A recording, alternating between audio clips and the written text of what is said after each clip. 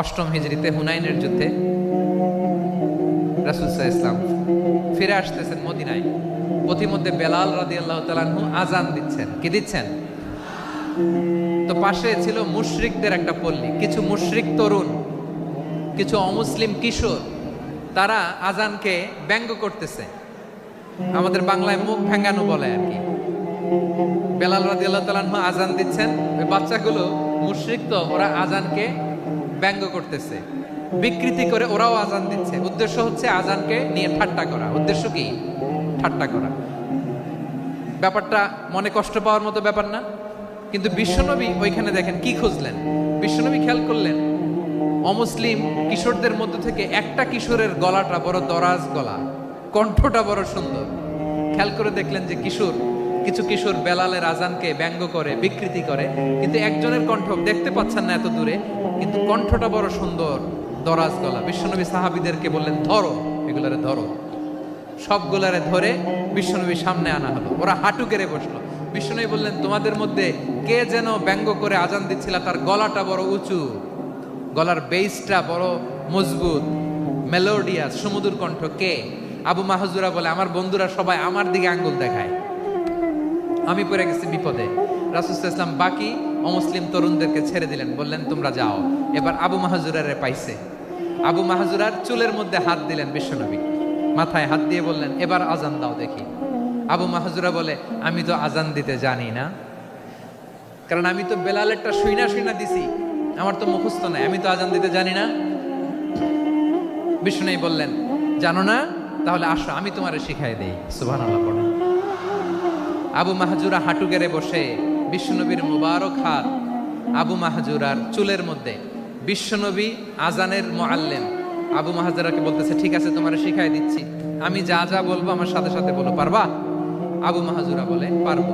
বিশ্বনবী আজান দিচ্ছেন, মাথায় হাত দিয়ে আল্লাহু আকবার,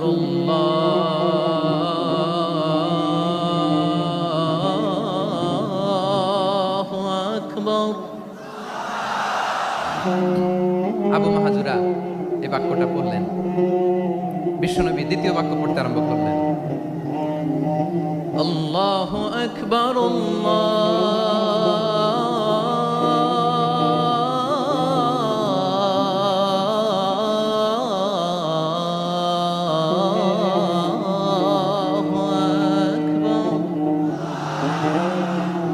আবু মাহজুরা এই বাক্যটাও বললেন। বিশ্বনবী আবু মাহজুরার মাথার মধ্যে হাত দিয়ে তৃতীয় বাক্য বললেন, আশহাদু আল্লা ইলাহা ইল্লাল্লাহ,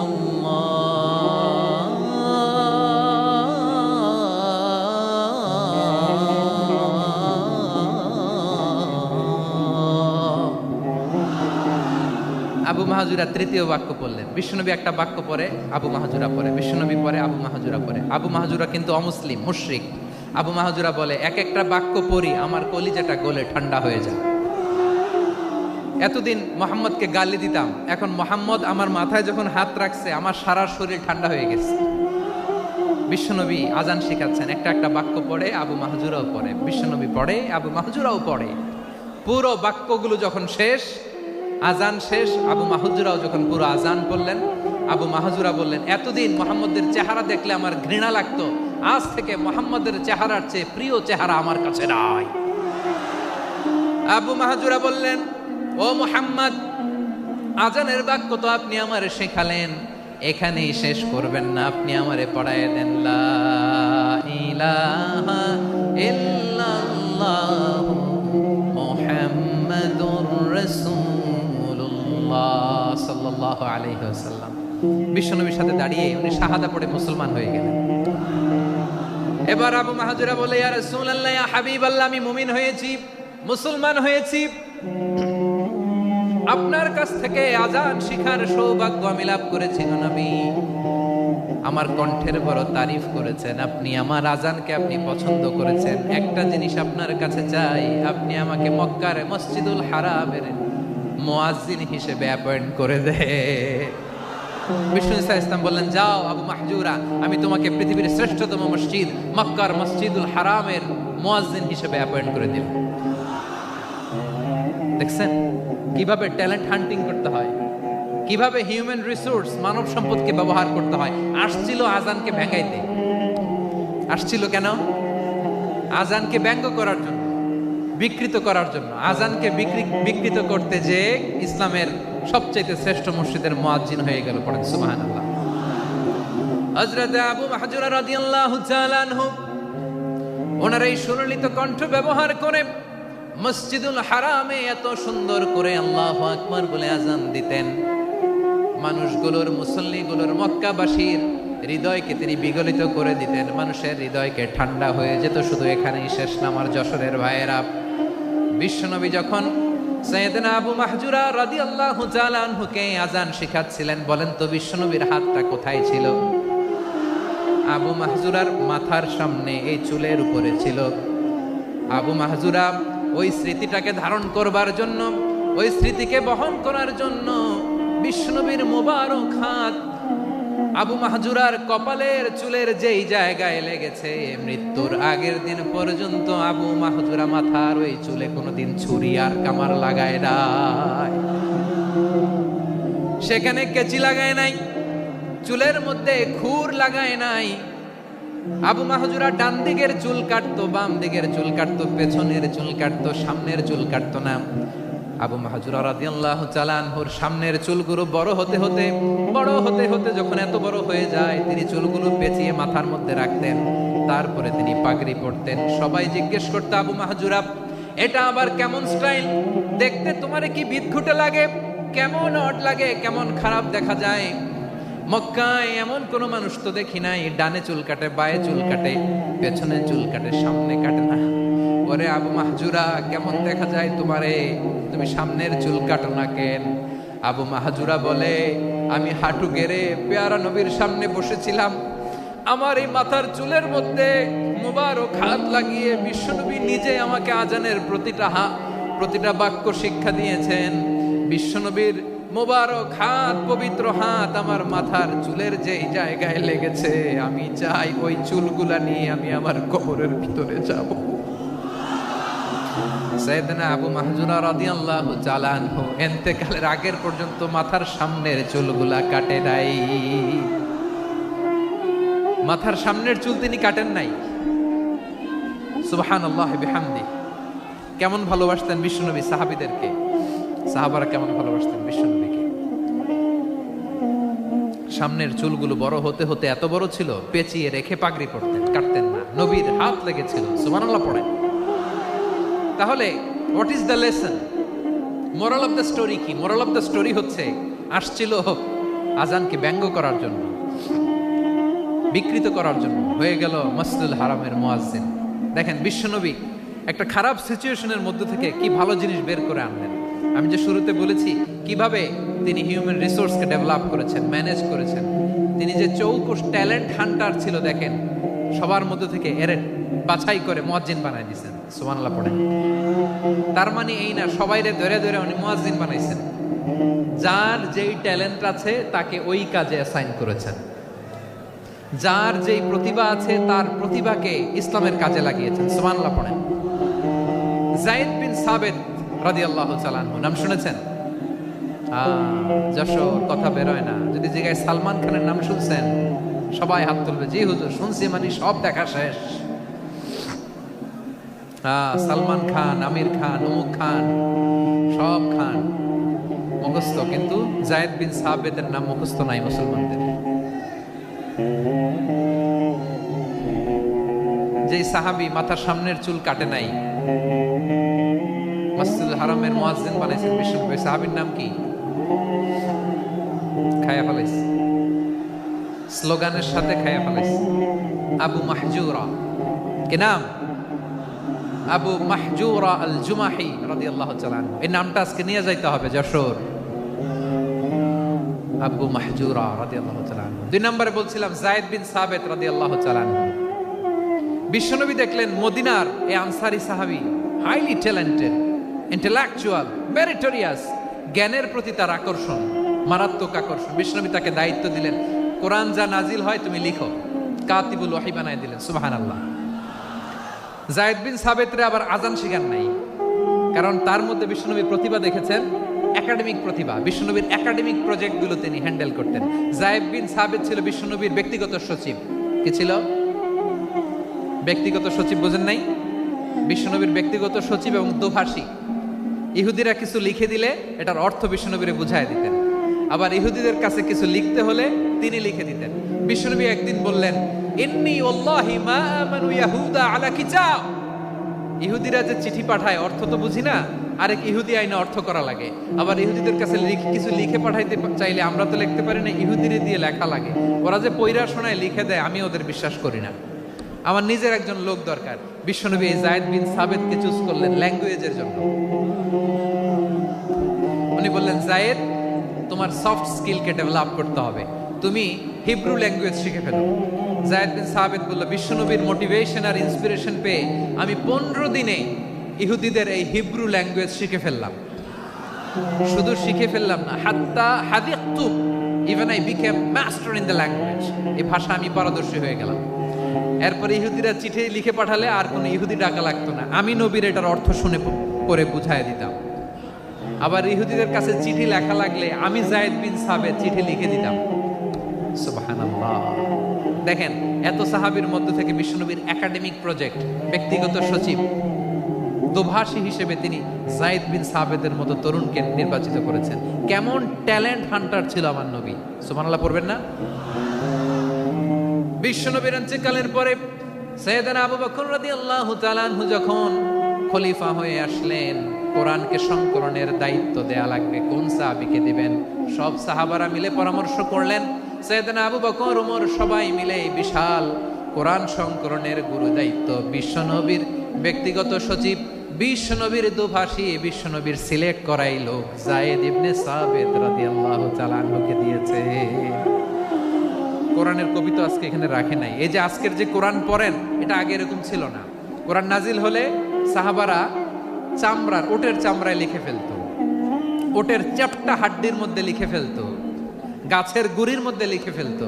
বিভিন্ন জনের কাছে ছড়ানো ছিটানো ছিল।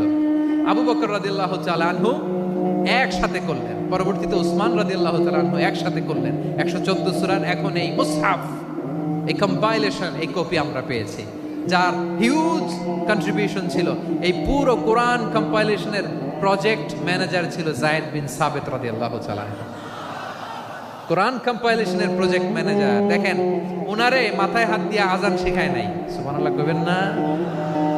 তাহলে প্রথম সাহাবী আবু মাহজুরাকে মুয়াজ্জিন বানাইলেন, যায়েদ বিন সাবিতকে ব্যক্তিগত সচিব আর দোভাষী বানালেন, মুসআব ইবনে উমাইর রাদিয়াল্লাহু তাআলা আনহুকে ইসলামের প্রথম অ্যাম্বাসেডর বানালেন। তাহলে তৃতীয় নাম্বার একজন সাহাবীর নাম বলছি, মুসআব ইবনে উমাইর। মুসআব কি নাম? নামটা কেমন লাগে? এই কয়েকজনের ভাল লাগে, বাকিদের ভাল লাগে না? ভাল লাগে? এই এই আর কয়েকটা মিনিট দেওয়া যাবে না আমাকে আল্লাহর রাস্তে? হ্যাঁ, ঠিক আছে। আমি তোমাদেরকে ভালোবাসা দেখাবো, দোয়া করব, যদি চুপ থাকো, একেবারে চুপ, কষ্ট সহ্য করো। বাকিরে যা সওয়াব পাবে তোমরা ডবল পাবা, যেহেতু কষ্ট বেশি, কিন্তু চুপ। 3 নাম্বার সাহাবীর নাম মুসআব। এই ধাক্কাধাক্কি কেন? ধাক্কাধাক্কি কেন রে ভাই?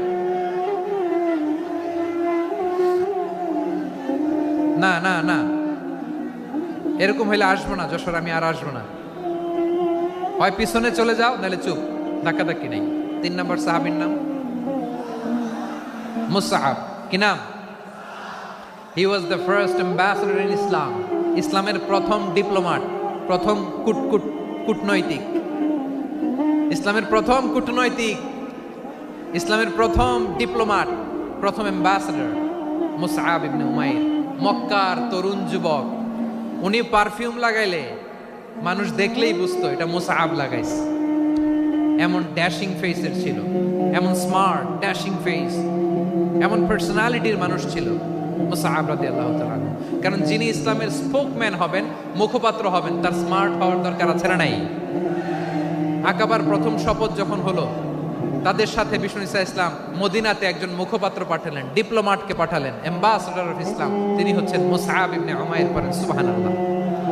বিশ্বনবী দেখলেন সে অনেক স্মার্ট, তার ডেডিকেশন আছে, সিনসিয়ারিটি আছে, এবং মদিনায় যে আউস খাজরাজ গোত্রের নেতাদের সাথে ডিল করতে হবে, ইহুদিদের সাথে ডিল করতে হবে, ওখানে একজন পাক্কা জানু খেলোয়াড়ের দরকার আছে না নাই? মুসআব ইবনে উমাইর রাদিয়াল্লাহু তাআলা আনহু ওনাকে বিষ্ণু ইসা ইসলাম চুজ করলেন। এবং বিষ্ণু ইসা ইসলামের এই চুজিংটা, এই সিলেকশনটা এত সুন্দর ছিল, তিনি মদিনাতে যে বিশ্বনবী আসার আগেই মদিনার জমিনকে তিনি উর্বর করে ফেলছেন। প্রতিটা ঘরে ঘরে কালিমার দাওয়াত তিনি পৌঁছায় দিয়েছেন। জুমার বিধান নাজিল হয়েছে, কিন্তু মক্কায় পরিবেশ নাই জুমা পালনের। বিষ্ণু ইসা ইসলাম একজনকে দিয়ে খবর পাঠালেন, যাও মদিনায় মুসাবকে যে বলো, মুসাব তো আমার শিক্ষক, আমার স্পোকম্যান, মদিনাতে যেন তারা জুমা কায়েম করে। বিশ্বনবীর আগেই মুসাব মদিনার মুসলিমদেরকে নিয়ে মদিনায় প্রথম জুমা কায়েম করে ফেলছে। কোন সুবহানাল্লাহ। ডিপ্লোম্যাটদের কেমন হইতে হয়, অ্যাম্বাসেডারের কেমন হইতে হয়, মুসআব রাদিয়াল্লাহু তাআলা আনহুর কাছ থেকে শিখে নাও। মুসআব নামটা কেমন লাগে? যশোর যাদের সন্তান হবে, ছেলে সন্তান, আমার রাস্তায় পাইলে সবাই জিজ্ঞেস করে, হুজুর একটা নাম দেন, আমার ছেলে হবে। যশোরবাসীর জন্য আমি একটা নাম দিয়ে দিলাম, নাম রাখতে হবে মুসআব। কি নাম? নামটা যাদের ভাল লাগে, ছেলে সন্তান অনাগত আসবে, মনে চাইলে নাম রেখে দিবেন মুসআব রাদিয়াল্লাহু তাআলা আনহুর নামে মুসআব। তাহলে মুসআব রাদিয়াল্লাহু তাআলা আনহুকে বিশ্বনবী ল্যাঙ্গুয়েজ শিখান নাই, সফট স্কিল শিখান নাই।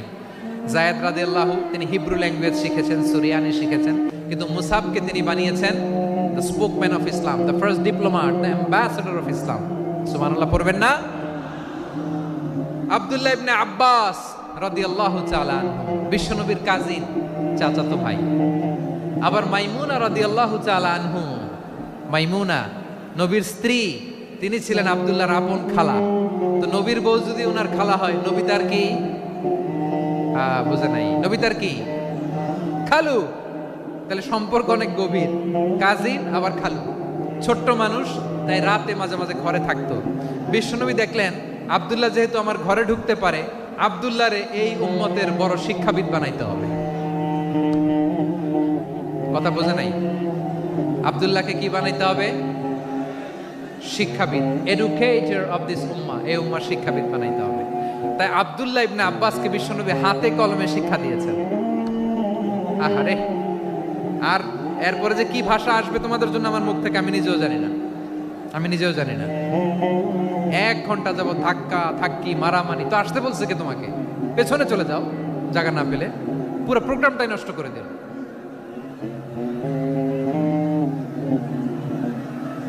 জি, আমার দিকে তাকান, আমি শেষ করে দিচ্ছি। হবে না, ইন্টেলেকচুয়াল আলোচনা এখানে হবে না, আমি বুঝতে পারছি, শেষ করে দিচ্ছি। আব্দুল্লাহ ইবনে আব্বাস রাদিয়াল্লাহু তাআলা আনহু, মনোযোগ দিয়ে কয়েকটা মিনিট শুনুন, আমি এখনই শেষ করে দিচ্ছি, এরপর আওয়াজ করবে। এই যে এগুলো কি আমি বুঝলাম না। আমি বললাম না সব করা যাবে, বসে যাও, শুয়ে যাও, চলে যাও, আওয়াজ করা যাবে না। অন্যকে বসো এটাও বলার দরকার নেই, জাস্ট এদিকে তাকাও। আল্লাহ। আব্দুল্লাহ ইবনে আব্বাস রাদিয়াল্লাহু তাআলা আনহু, ওনাকে বিশ্বনবী হাতে কলমে শিক্ষা দিয়েছেন, যেহেতু উম্মতের শিক্ষাবিদ হবে, এডুকেটর হবে। তো বিশ্বনবী রাতে যখন তাহাজ্জুদ পড়তেন, ছোট্ট আব্দুল্লাহ ঘরে থাকতো। বুঝতে পেরেছেন? ছোট্ট মানুষ তো ঘরে থাকতো। তো বিশ্বনবী তাহাজ্জুদের জন্য একবার দাঁড়িয়েছেন, ছোট্ট আব্দুল্লাহ ওযু করে দাঁড়াইছে। আচ্ছা বলেন তো, ইমাম আর মুসল্লি মোট যদি 2 জন হয়, একজন ইমাম একজন মুসল্লি, তো মুসল্লি ইমামের কোন দিকে দাঁড়াবে? ডানে দাঁড়াবে। ছোট্ট আব্দুল্লাহ বোঝে নাই, বিশ্বনবী তাহাজ্জুদ শুরু করেছেন, উনি একতেদা করছেন আর দাঁড়াইছেন বায়ে। কোথায় দাঁড়িয়েছেন? আব্দুল্লাহ বলেন, যখন আমি বায়ে দাঁড়ালাম, আখাযা রাসূলুল্লাহ সাল্লাল্লাহু আলাইহি ওয়াসাল্লাম উযুনি আল ইয়ুমনা ইয়াফতিলুহা, বিশ্বনবী নামাজরত অবস্থায় আমার কান ধরে টেনে আমার ডান দিকে এনে দাঁড় করায় দিলেন। পড়েন সুবহানাল্লাহ। দেখেন, হাতে কলমে শিক্ষা। আর জীবনে ভুলাবে? কথা কয় না, আর ভুলাবে? আর ভুল হবে না। এভাবে বিশ্বনবীর অনেক সঙ্গ পেয়েছেন, সফর করেছেন, একই বাহনে বসেছেন, এক বাহনে বসে লম্বা নসিহত করেছেন, বলেছেন, ইয়া গোলাম ইহফাদিল্লাহ ইয়াহফাজকা, ইহফাদিল্লাহ তাজিদহু তুজাহাক, ইযা সাআলতা ফাসআলিল্লাহ ওয়া ইযা ইসতাআনতা ফাসতাইন বিল্লাহ। আল্লাহর বিধান মানো, আল্লাহর বিধান রক্ষা করো, আল্লাহ তোমায় রক্ষা করবে।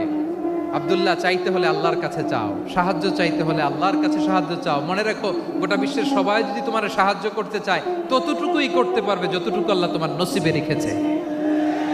গোটা বিশ্ব যদি তোমার বিরুদ্ধে ষড়যন্ত্রে দাঁড়িয়ে যায়, ক্ষতি ততটুকু করতে পারবে যতটুকু তোমার জন্য বরাদ্দ আছে।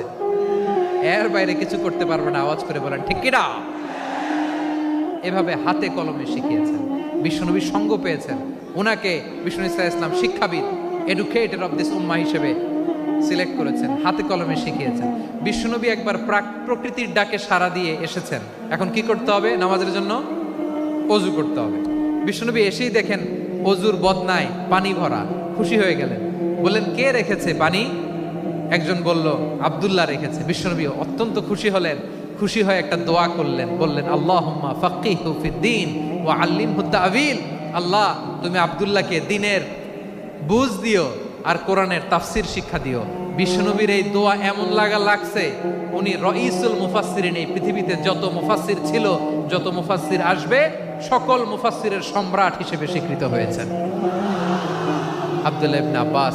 বিশ্বনবী ওনারে আজান শিখান নাই, বিশ্বনবী ওনারে ল্যাঙ্গুয়েজ শিখান নাই, বিশ্বনবী ওনারে অ্যাম্বাসাডর বানান নাই, হাতে কলমে শিক্ষা দিয়েছেন।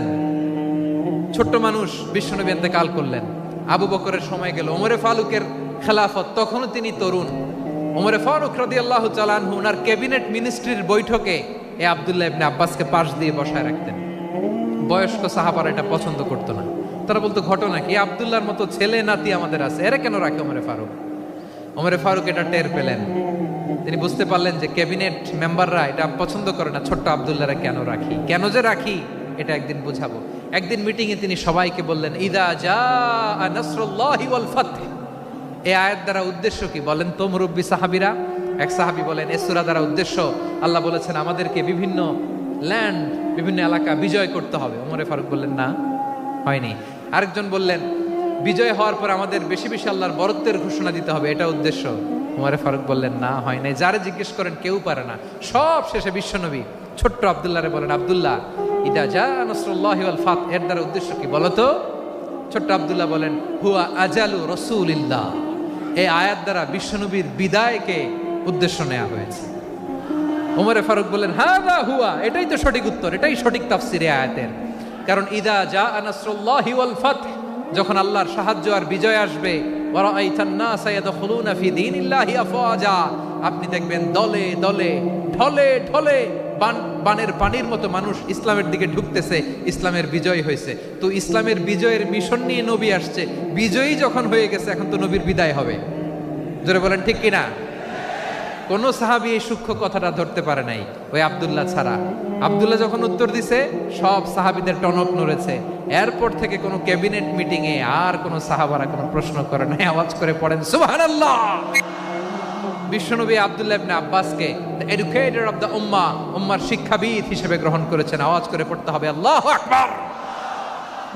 সাহাবীদের নামগুলো মনে থাকবে। এক নম্বরে আবু মাহজুরা, মুয়াজ্জিন বানাইছেন। যায়েদ ইবনে সাবিত, দোভাষী, ট্রান্সলেটর অফ প্রফেট, এবং তিনি ছিলেন বিশ্বনবীর ব্যক্তিগত সচিব। মুসআব ইবনে উমাইর, the first ambassador and diplomat of Islam. আব্দুল্লাহ ইবনে আব্বাস, এই উম্মার সবচেয়ে বড় এডুকেটর, শিক্ষাবিদ। আরেকজন ছিল আব্দুল্লাহ ইবনে মাসউদ রাদিয়াল্লাহু তাআলা। দুই আব্দুল্লাহ, আব্বাস গেল, আরেকজন হচ্ছে মাসউদ। মক্কার তরুণ, ছাগল পালতো মুশরিকের। বিশ্বনবী আর আবু বকর রাদিয়াল্লাহু তাআলা আনহু একবার গেলেন, যে দেখে এই তরুণ দাঁড়ায় আছে। বিশ্বনবী বলেন, আমি খুব ক্ষুধার্ত, তোমার কাছে কি দুধ আছে ছাগলের? আব্দুল্লাহ আছে, ওয়ালাকিন আনা মু'তামান, কিন্তু যে দুধ আছে এটা আমানতের, আমি দিতে পারবো না। বিশ্বনবী এইটা শুনেই তার টার্গেট করে ফেলছে। আনা মু'তামান, দুধ আছে কিন্তু এটা আমার মালিকের, আমি তো দরদ দেখাই, আমার মালিকের দুধ আপনি পথিক, আপনারে দিতে পারি না। বিশ্বনবী টার্গেট করে ফেলছেন, এরে আমার কাজে লাগাইতে হবে। বিশ্বনবী বললেন, আচ্ছা ঠিক আছে, দুধ দিও না, কিন্তু এমন ছাগি আছে কিনা যেই ছাগির সাথে কোনো ছাগলের মিলন হয় নাই, তার ওলানে দুধও আসে নাই, বাচ্চাও নাই, এরকম ছাগির থেকে যদি আমি দুধ খাই তাহলে তো সমস্যা নাই। বলতেছে, এরকম ছাগির থেকে দুধ খাইলে সমস্যা নাই, কারণ এরকম ছাগির ওলান থেকে দুধ আসবেও না। বলতেছে, ঠিক আছে, এরকম একটা ছাগি নিয়ে আস। নিয়ে আসা হলো। বিশ্বনবী বিসমিল্লাহ বলে ওই ছাগির ওলানে হাত দিলেন। হাত দিতে দেরি, পুরো ওলানটা দুধে ভরে যেতে দেরি হয় না। বিশ্বনবী আর আবু বকর রাদিয়াল্লাহু তাআলা আনহু দহন করে পেট ভরে খেলেন। এই দৃশ্য আব্দুল্লাহ ইবনে মাসউদের হৃদয়ে দাগ কাটলো। এই মুজিজা দেখে তিনি বললেন, আশহাদু আল্লা ইলাহা ইল্লাল্লাহ ওয়া আশহাদু আন্না মুহাম্মাদুর রাসূলুল্লাহ। তিনি ষষ্ঠ মুসলিম ছিলেন, 6 নম্বর মুসলমান। ওনাকে টার্গেট করে বিশ্বনবী দেখলেন এমন ইন্টেলেকচুয়াল ব্রেন, উনি সূক্ষ্ম সূক্ষ্ম জিনিস বুঝে বেশি, ফিকহি জ্ঞান ওনার মধ্যে বেশি। বিশ্বনবী ওনাকে কোরআনের জ্ঞান শিক্ষা দিতে লাগলেন। উনি বিশ্বনবী সবার কাছে কোরআন শোনায়, কিন্তু বিশ্বনবী নিজে আব্দুল্লাহ ইবনে মাসউদের কাছ থেকে কোরআন শুনতো। বিশ্বনবী একবার বললেন, ইকরা আলাইয়া ইয়া মাসউদ। ইবনে মাসউদ একবার শোনাও তো কোরআন দেখি। আব্দুল্লাহ ইবনে মাসউদ বলে, আকরাউ আলাইকা ওয়া আলাইকা উনজিল। নবী, আপনার উপর কোরআন নাজিল হয় আর আমি আপনার সামনে কোরআন পড়ব। বিশ্বনবী বললেন, ইন্নী উহিব্বু আন আসমাআহু মিন গায়রি। আমি নিজে পড়তে যেমনি ভালোবাসি, অন্যে পড়ুক আমি শুনবো, এটাও আমি ভালোবাসি। সূরা নিসা তিনি তেলাওয়াত করে শুনিয়েছেন। এমন সূক্ষ্ম সূক্ষ্ম বিষয় বিশ্বনবী ওনাকে ধরিয়ে দিয়েছেন। উনি হয়ে গিয়েছেন আব্দুল্লাহ ইবনে আব্বাস, হয়েছেন রাইসুল মুফাসসিরিন, উনি হয়ে গিয়েছেন ফাকিহুল উম্মাহ। ওনার চাইতে বড় ফকি এই পৃথিবী আর দেখবে না। চিল্লায় বলেন সুবহানাল্লাহ। উনি বলতেন, ওয়াল্লাহি ওয়াল্লাহি ইল্লাযী লা ইলাহা গায়রু মা উনজিলাত সূরাতুন ইল্লা ওয়া আনা আ'লামু আইনা উনজিলাত ওয়া ফীমা উনজিলাত। বিশ্বনবী এমন ভাবে কোরআনের দার্স আমাকে দিয়েছেন, কোরআনে যত সূরা নাজিল হয়েছে, যেখানে নাজিল হোক না কেন আমি জানি এটা কোথায় নাজিল হয়েছে এবং কোন প্রেক্ষাপটে নাজিল হয়েছে। এমন একটা সূরা নাই যে সূরার কোথায় নাজিল হয়েছে আমি মাসুদের জানা নাই, কোন প্রেক্ষাপটে নাজিল হয়েছে আমার জানা নাই। এরকম ঘটবে না। চিল্লায় বলেন আল্লাহু আকবার। এই আব্দুল্লাহ ইবনে মাসউদ রাদিয়াল্লাহু তাআলা ওমর ফারুকের সময় কুফার চিফ জাস্টিস ছিলেন। কুফা নগরীর চিফ জাস্টিস। চিফ জাস্টিস বুঝেন নাই? বিচারপতি। কি ছিলেন? সবাই বলে নাই কি ছিলেন? বিচারপতি ছিলেন। এবং ওনার যে ফিকহি জ্ঞানের ধারা, এটাই আলকামা, ইব্রাহিম আন-নাখাই, হাম্মাদ ইবনে সুলাইমান হয়ে ইমাম আবু হানিফা পর্যন্ত পৌঁছেছে। এবং ওনার ফিকহি জ্ঞানের ধারাই হানাফি মাযহাবে অ্যাকসেপ্ট হয়েছে। আজও এগুলো হানাফি মাযহাবে চর্চিত হয়। হানাফি মাযহাবের সব ফিক আব্দুল্লাহ ইবনে মাসউদের ফিকহি জ্ঞানের ধারা থেকে নেওয়া হয়েছে। চিল্লায় পড়েন সুবহানাল্লাহ।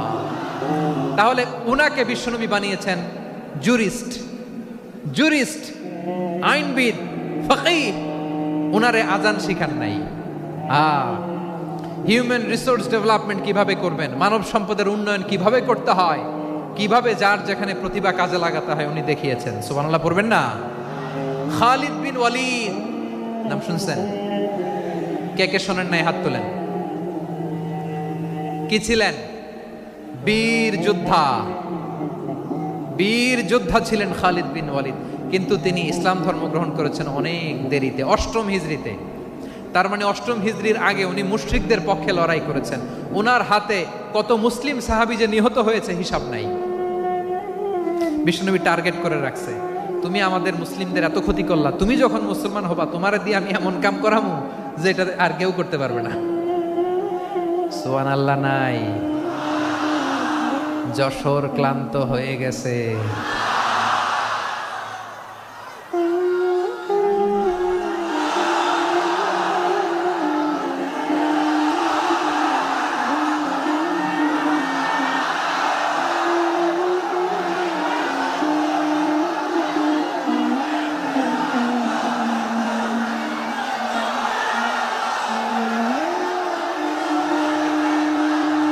মাশাআল্লাহ। বসুন বসুন বসুন।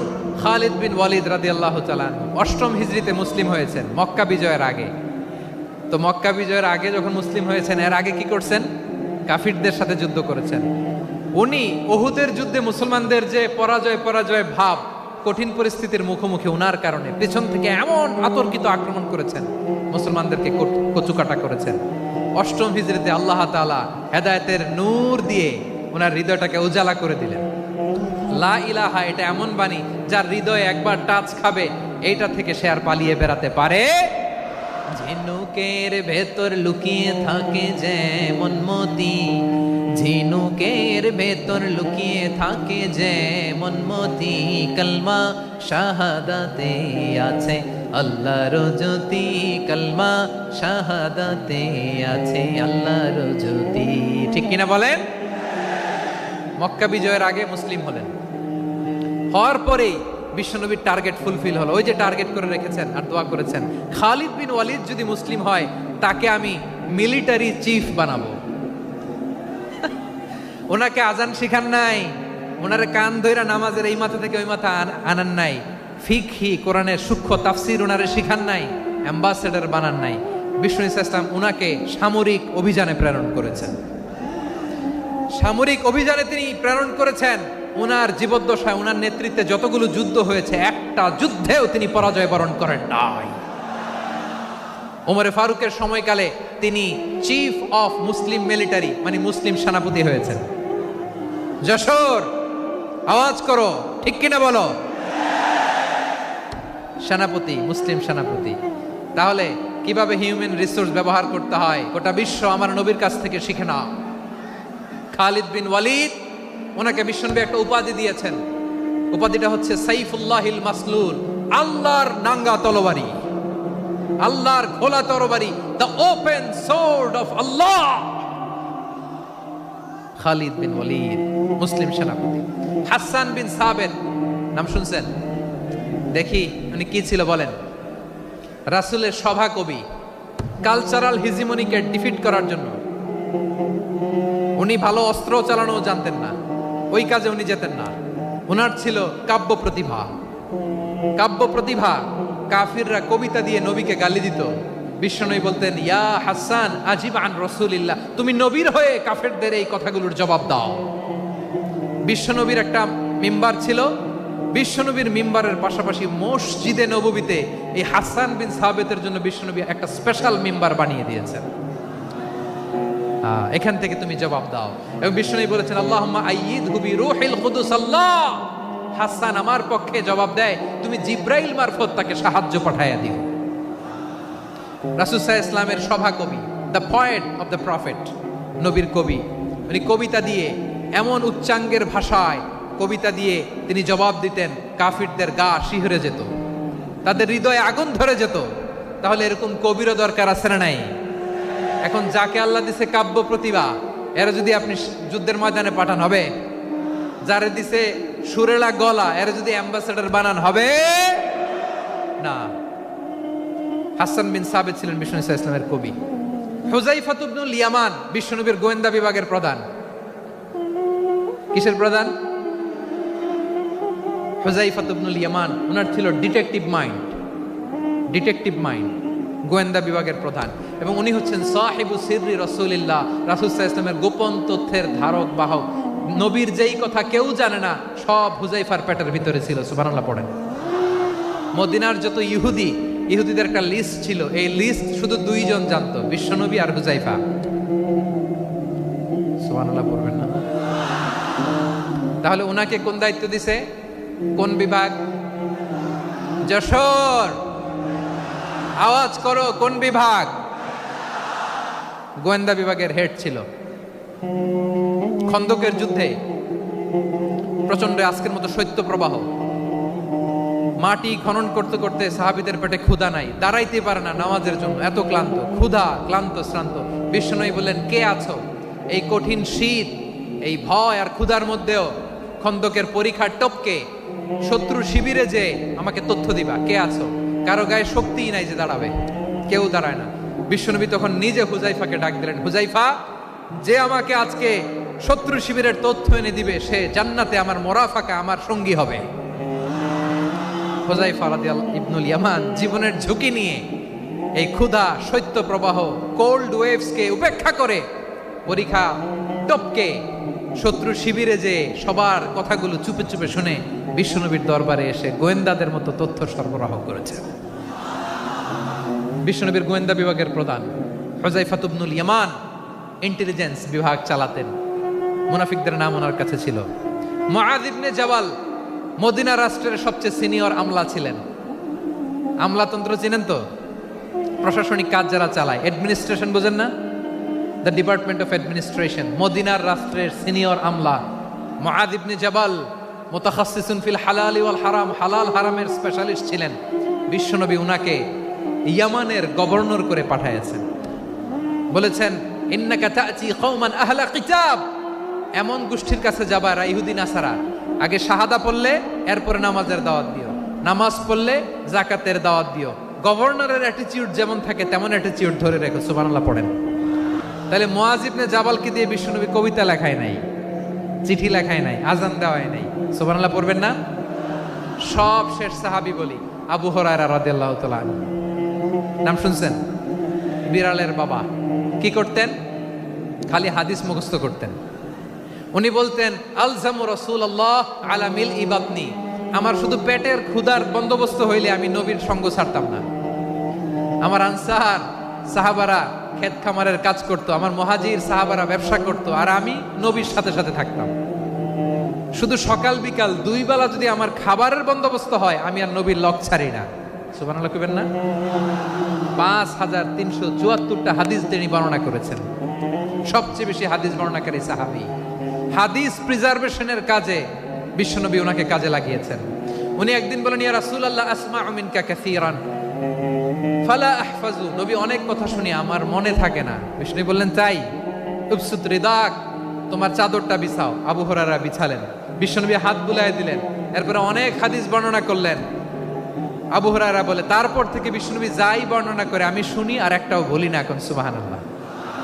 বিশ্বনবী ওনাকে হাদিস প্রিজার্ভেশন, নবীর এই যে লক্ষ্য হাদিস প্রিজার্ভেশনের এই দায়িত্ব দিয়েছেন সাইয়েদনা আবু হুরায়রা রাদিয়াল্লাহু তাআলা আনহুকে।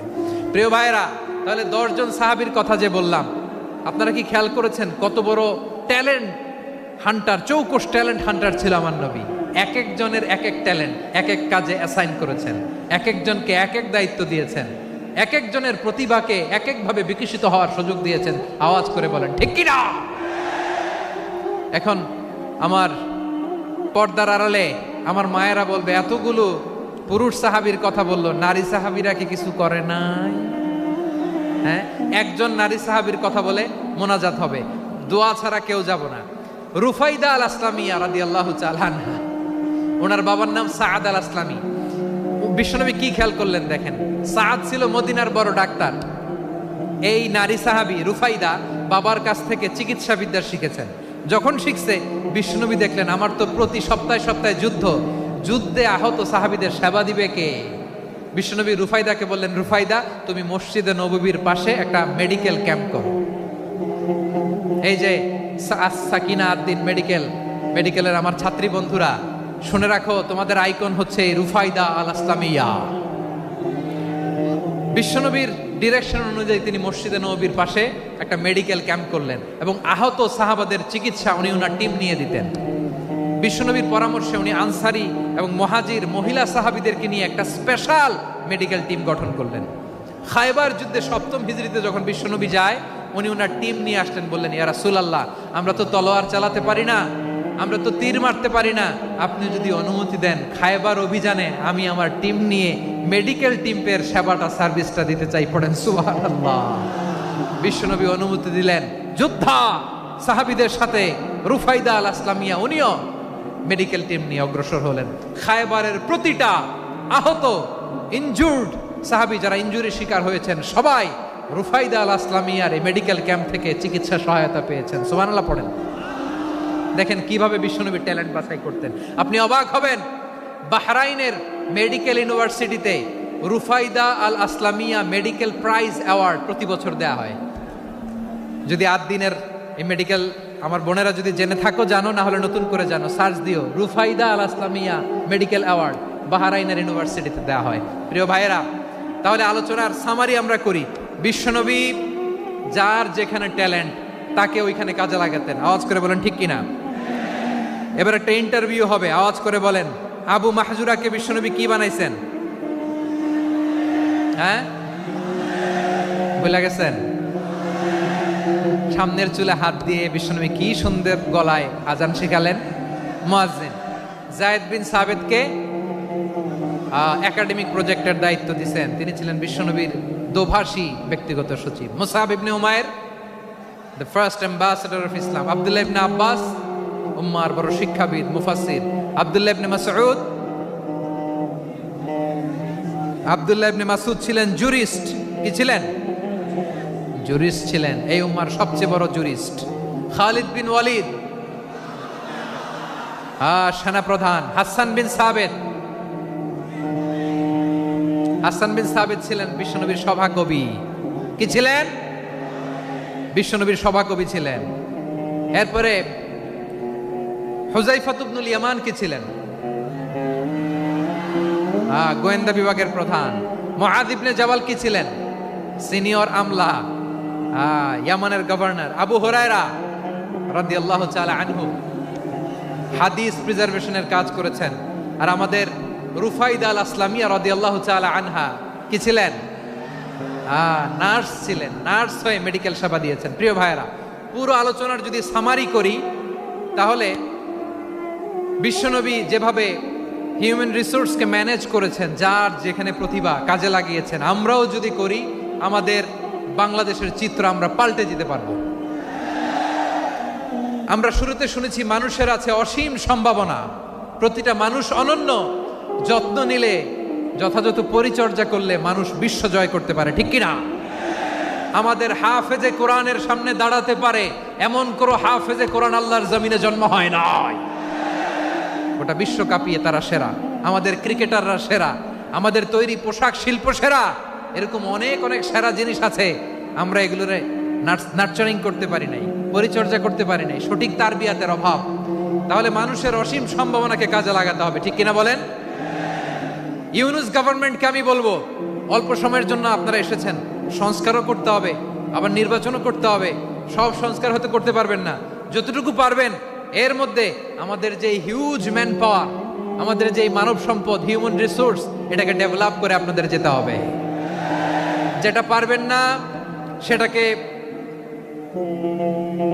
পরবর্তী নির্বাচিত গভর্নমেন্টের কাছে রেখে যেতে হবে, যে তারা যেন করে, তাদের কাছে আপনারা এটা রেখে যাবেন। তাহলে মানুষ চাইলে বিশ্ব জয় করতে পারে। আর মানুষকে হারাতে পারে কেউ? জোরে বলো যশোর, মানুষকে হারাতে পারে কেউ? আল্লাহ আমাদেরকে জনসংখ্যা দিয়েছেন প্রিয় ভাইয়েরা। এই জনসংখ্যা অনেক বড় সম্পদ, এটা আমাদের জন্য অভিশাপ নয়, আশীর্বাদ। আমাদের জনসংখ্যাকে যদি আমরা জনশক্তিতে রূপান্তর করতে পারি, আজকে বাংলাদেশ যে অবস্থানে দাঁড়িয়ে আছে, বাংলাদেশ তার 20 গুণ উন্নতির শিখরে চলে যাবে। চিল্লায় বলো ঠিক কিনা? আমাদের শ্রমিক ভাইয়েরা বাইরে কাজ করে, আমাদের শ্রমজীবী ভাইয়েরা, প্রবাসীরা, তাদের ব্যাপারে গুরুত্ব দিতে হবে। আমাদের শ্রমের দাম সবচেয়ে কম, সবচেয়ে কম। তারা এম্বাসিতে গুরুত্ব পায় না, এয়ারপোর্টে গুরুত্ব পায় না। এই সরকার অবশ্য তাদেরকে অনেক গুরুত্ব দিচ্ছে। আমাদের অদক্ষ শ্রমিককে যখন আমরা দুবাই পাঠাই, অল্প বেতন পায়, কিন্তু ইন্ডিয়ানরা দক্ষ শ্রমিক পাঠাইলে তার 3 গুণ বেতন পায়। আমরা আমাদের শ্রমিকদেরকে অদক্ষ ভাবে আর পাঠাতে চাই না, দক্ষ শ্রমিক পাঠিয়ে আমরা রেমিটেন্সের বন্যা বইয়ে দেব। আমাদের শ্রমিকদের পাঠানো রেমিটেন্সের টাকায় সচল থাকে আমার দেশের অর্থনীতির চাকা। তাদেরকে সবচেয়ে গুরুত্ব দিতে হবে। আমরা পেয়েছি ফ্রিডম ফাইটার, মুক্তিযোদ্ধা, আর আমার প্রবাসী ভাইরা হচ্ছে রেমিটেন্স ফাইটার। জোরে বলো ঠিক কিনা? তাহলে আমাদের এই জনশক্তিকে জনসম্পদে ট্রান্সফর্ম করতে হবে, ঠিক কিনা বলেন? সরকার জনগণকে এভাবে পলিশ করতে হবে। মা বাবারা ছেলে মেয়েদের মধ্যে কার কোন যোগ্যতা, তাকে ওইভাবে কাজে লাগাতে হবে। সবার এ প্লাস পাওয়ার কোনো দরকার নাই। আমাদের দেশে একটা টেন্ডেন্সি আছে, পরীক্ষায় এ প্লাস না পাইলে তুই কি করলি, পাশের বাড়ির ছেলে এ প্লাস পাইছে, যা ওর পা ধোয়া পানি খা। কি খা? আমি ভাবছি যে পা ধোয়া, এ প্লাস পাওয়া ছেলেদের পা ধোয়া পানির একটা পানির ব্র্যান্ড বানাইতে হবে। এরকম লেখা থাকবে, এ প্লাস পাওয়া ছেলেদের পা ধোয়া পানি। খাওয়া নাই, এগুলার খাওয়া নাই। ওরে আল্লাহ এ প্লাস পাওয়ার জন্য বানাইছে, আর আপনার ছেলেকে এই এ প্লাস গুলারে নিয়ন্ত্রণ করার জন্য আল্লাহ বানাইছে। ওকে দিয়ে আল্লাহ কি করবে আপনি জানেনই না। একটা এ প্লাস, একটা এ গ্রেড একটা মানুষের জীবনকে ঠিক করে দিতে পারে না। আপনার ছেলেকে আল্লাহ অন্যদিকে যোগ্যতা দিয়েছে। ওদের মনোবল ভাঙবেন না, খবরদার, খবরদার। ছেলে মেয়েদের মনোবল ভাঙবেন না। যাকে দিয়ে যেটা হবে তাকে দিয়ে সেটা করতে হবে, তার প্রতিভাকে সেভাবে কাজে লাগাতে হবে। তাহলে বাংলাদেশ, আমাদের এই জনসংখ্যা জনসম্পদে রূপান্তরিত হবে। আমাদের সরকারের তত্ত্বাবধানে আমাদের 18 কোটি জনগণ দক্ষ জনশক্তিতে রূপান্তরিত হোক। আমরা চাই কি চাই না? আমরা ভালো মানুষ, শ্রেষ্ঠ মানুষ হতে চাই কি চাই না? ওই জাপানিজদের মতো সৎ, ওই ইউরোপিয়ানদের মতো কালচার। আমাদেরকে আল্লাহ তাআলা কোরআন সুন্নাহ অনেক কিছু দিয়েছেন। যেহেতু বর্তমানে আমরা দেখছি তারা সৎ, তাদের মধ্যে ভ্যালিউ আছে, সেগুলো আমাদের মধ্যে আনার দরকার আছে না নাই? আর ইসলাম দিয়ে আমাদের জীবনকে সাজাতে হবে, ইসলাম দিয়ে আমার পরিবারকে সাজাতে হবে। ইসলাম থেকে, কোরআন থেকে প্রেসক্রিপশন না নিলে জীবন সুন্দর হবে না। কোরআন থেকে প্রেসক্রিপশন না নিলে সমাজ সুন্দর হবে না। কোরআনের প্রেসক্রিপশন না মানলে রাষ্ট্র সুন্দর হবে না। কোরআনের প্রেসক্রিপশন অ্যাপ্লাই না করলে শুধু দুর্নীতি দমন কমিশন দিয়ে দুর্নীতি বন্ধ করা যাবে না। এজন্য কোরআনের আইন আমরা চাই কি চাই না? প্রিয় ভাইয়েরা, হিউম্যান রিসোর্স ডেভেলপমেন্ট, মানব সম্পদের উন্নয়ন, আমাদের সরকার যেন এদিকে নজর দেয়। আমরা যেন এই ব্যাপারে যত্নবান হয়ে উঠি। যাকে আল্লাহ যে যোগ্যতা দিয়েছে, এই যোগ্যতা দিয়ে আমরা যেন ইসলামের জন্য, দেশের জন্য কাজ করি। আমরা যেন আমাদের স্কিল ডেভেলপ করি, আমাদের পটেনশিয়ালকে ডেভেলপ করি। মোরালিটি, ভ্যালিউজ নিয়ে শায়েখ আহমদুল্লাহ আলোচনা করেছেন, এগুলো দিয়ে যেন আমরা আমাদেরকে সাজাই। আল্লাহ তাআলা আমাদের দেশকে তুমি নিরাপদ করো, আমরা পড়ি আমিন। আল্লাহ আমার 18 কোটি জনগণকে তুমি জনশক্তিতে রূপান্তরিত করো, আমিন। আল্লাহ আমরা হাতে হাত রেখে, কাঁধে কাঁধ মিলিয়ে, ভাইয়ে ভাইয়ে যেন এই দেশকে করতে পারি, আল্লাহ তুমি তৌফিক দান করো, আমরা পড়ি আমিন।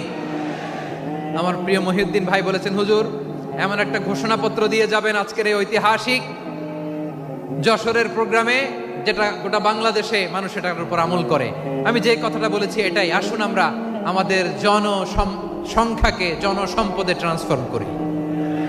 আমাদের জনসংখ্যাকে আমরা যেন জনশক্তিতে রূপান্তরিত করি। জনসংখ্যাকে ট্রান্সফর্ম করে জনশক্তি দিয়ে আমরা যেন আগামীর বাংলাদেশ, স্বাধীন বাংলাদেশ 2.0-কে গড়ে তুলি। আল্লাহ তাআলা আমাদের সবাইকে কথাগুলো বোঝার, আমল করার তৌফিক দান করুন। এই জেনজি, ক্ষমা করে দিও আমাকে, অনেক ধমক দিছি, বকা দিছি। আল্লাহ তোমাদেরকে করুক, কবুল করুক, যশোরবাসীকে কবুল করুক, আদ দিনকে কবুল করুক, এই মেডিকেল কলেজকে কবুল করুক, ইসলামের জন্য বাদ ভাঙা এই জোয়ার এবং উচ্ছ্বাসকে আল্লাহ তাআলা কবুল করুক। হাযা মা ইনদি ওয়াল ইলমু ইনদাল্লাহ আলাইহি তাওয়াক্কালতু ওয়া ইলাইহি উনীব। সুবহানাকাল্লাহুম্মা ওয়া বিহামদিকা আশহাদু আল্লা ইলাহা ইল্লা আনতা আস্তাগফিরুকা ওয়া আতুবু ইলাইক। আল্লাহুম্মা আমিন।